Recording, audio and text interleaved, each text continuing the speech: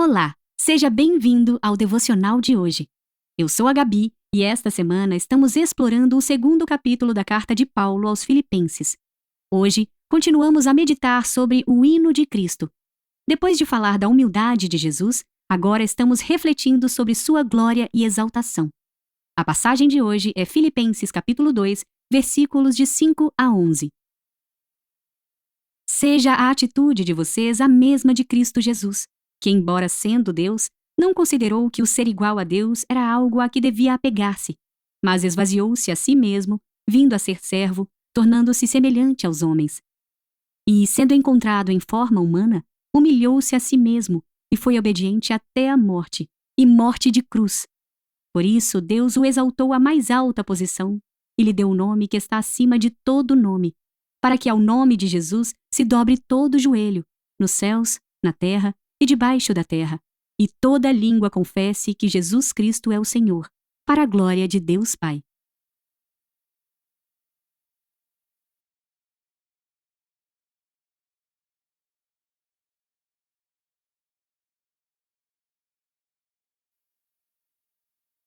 Vamos nos aprofundar na palavra? Pense nas experiências que você teve que já te levaram a contemplar a imensidão da criação de Deus. Você já experimentou a sensação de escalar uma montanha? Ou estar à beira do imenso oceano? Consegue imaginar estar à beira do Grand Canyon ou ouvindo a força das águas de uma enorme cachoeira? Quando testemunhamos a vastidão das belezas da criação, isso muda nossa perspectiva e nos deixa admirados, ampliando nossa visão do Criador. A nossa alma tem esse mesmo sentimento quando reservamos um tempo para refletir sobre a grandeza e a glória de Deus. Ontem, refletimos sobre a primeira parte da passagem de hoje, que descreve a humildade radical de Jesus ao se esvaziar para tornar-se um homem e morrer na cruz por nossos pecados. Hoje, vemos Deus elevar Cristo à posição máxima de glória. Jesus é elevado mais uma vez ao lugar mais alto e recebe o nome que está acima de todo nome. Jesus é completamente humilde e também é digno de toda a glória, honra e louvor. Jesus é totalmente homem e totalmente Deus. A humanidade de Jesus significa que ele entende sua dor. Ele sabe o que é ser humano, ser traído, sentir-se sozinho, sentir medo e sofrer. Se você está sofrendo hoje, não está sozinho. Jesus está com você e ele entende melhor do que ninguém como é passar por isso. Mas a divindade de Jesus significa que ele pode fazer algo a respeito. Jesus abriu mão de tudo para realizar a nossa redenção, para pôr um fim a todas as coisas dolorosas e difíceis que experimentamos nesta vida e para nos reunir com nosso Pai no céu. Essa passagem é um lembrete importante de que Jesus não é apenas um servo humilde, ele também é o nome que está acima de todo nome, o nome diante do qual todo joelho se dobrará.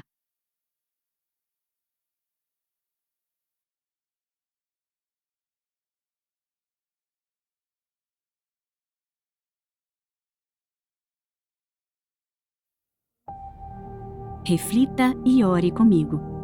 Vamos reservar um momento para adorar o Rei dos Reis. Dê glória a Deus por seu grandioso plano redentor que nos tirou das trevas para a sua maravilhosa luz.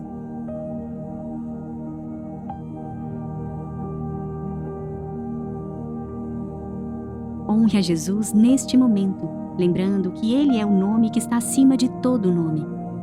Ore pedindo por sua volta, quando todo joelho se dobrará diante dele.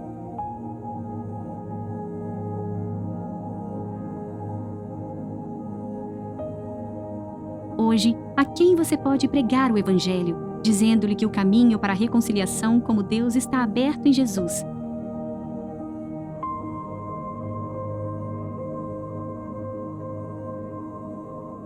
Se você puder, ajoelhe-se para encerrarmos orando essas palavras poderosas. Jesus, obrigada por ter se humilhado, tornando-se obediente até a morte de cruz. Por isso, Deus o exaltou ao mais alto lugar e lhe deu o nome que está acima de todo nome, para que ao seu nome, Jesus, se dobre todo o joelho, no céu, na terra e debaixo da terra, e toda língua reconheça que Jesus Cristo é o Senhor, para a glória de Deus Pai. Amém.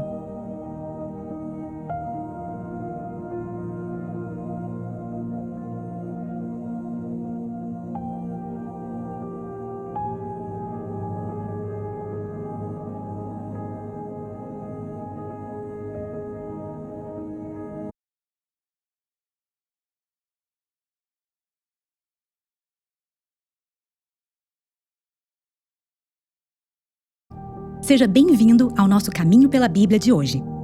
Em Mateus... Olá, seja bem-vindo ao nosso Caminho pela Bíblia de hoje. Em Mateus, capítulo 23, versículo 13, está escrito: Ai de vocês, mestres da lei e fariseus, hipócritas.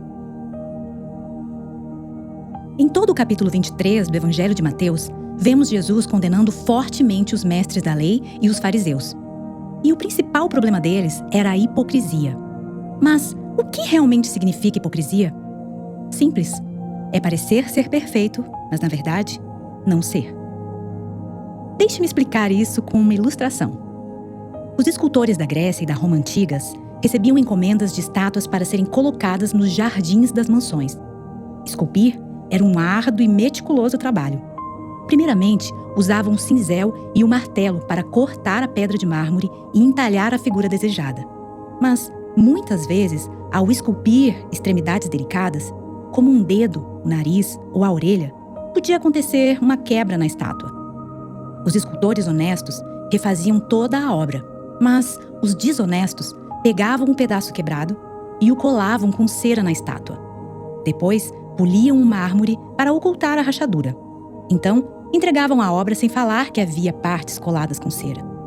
Porém, depois de algum tempo ao ar livre, debaixo do sol, chuva e vento, a cera do rejunte derretia e lá se iam para o chão as partes remendadas. Esse é o hipócrita. Ele parece bonito, íntegro e irrepreensível, pois cuidadosamente esconde seus erros e faltas por trás de uma falsa aparência de perfeição. Mas quando o calor vem, isto é, quando as provações e tribulações chegam, ele então começa a desmoronar e a mostrar quem realmente é. O contrário de hipocrisia é sinceridade. A palavra sinceridade vem do grego sincera, isso é, sem cera. Deus ama as pessoas sinceras, autênticas, que não tentam mostrar aquilo que não são. Isso porque Ele sabe que todos nós somos imperfeitos. Mas somente quando somos sinceros diante de Deus e das pessoas é que o Todo-Poderoso pode nos aperfeiçoar com seu poder e graça e nos transformar à imagem do seu bendito Filho, Jesus. Vamos orar? Querido Pai Celestial, livra-me de toda hipocrisia e falsa aparência de piedade e faça de mim uma pessoa íntegra, sincera e autêntica, pois somente assim Teu Espírito pode operar em minha vida, a ponto de me tornar irrepreensível em Tua presença e cada vez mais parecido com Cristo. Em nome de Jesus. Amém.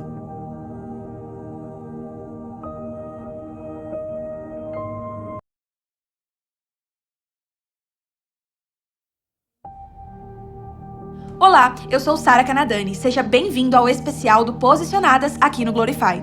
No capítulo 23 de Mateus, Jesus condena a hipocrisia dos fariseus e dos mestres da lei. Mateus dá início a esse capítulo contando aquilo que Jesus disse à multidão e aos seus discípulos, ordenando que obedecessem as palavras e ensinamentos dos mestres da lei e fariseus, pois falavam o correto, mas para que não agissem como eles agiam, pois não praticavam aquilo que pregavam. Limpavam o corpo, mas por dentro eram cheios de arrogância e cobiça. Jesus ainda ensinou que tais fariseus colocavam um peso tão grande no evangelho que o transformava em um caminho impossível de ser seguido. Desejavam converter as pessoas, mas as tornavam piores do que antes. Tiravam proveito dos fiéis, das viúvas e faziam de tudo para serem vistos, honrados e reconhecidos publicamente. Eram aqueles que desejavam o lugar de honra, nos banquetes, nos assentos mais importantes das sinagogas. Desejam ser chamados de mestres, de chefes e até de pais. Jesus nos adverte: ai deles, ai deles. Que perigo existe em desejar tais coisas e agir dessa forma? Só o nosso Deus é Pai e o maior entre nós deve ser servo. Jesus nos orienta a agir de forma oposta àquela seguida pelos fariseus, pois todo aquele que a si mesmo se exaltar será humilhado,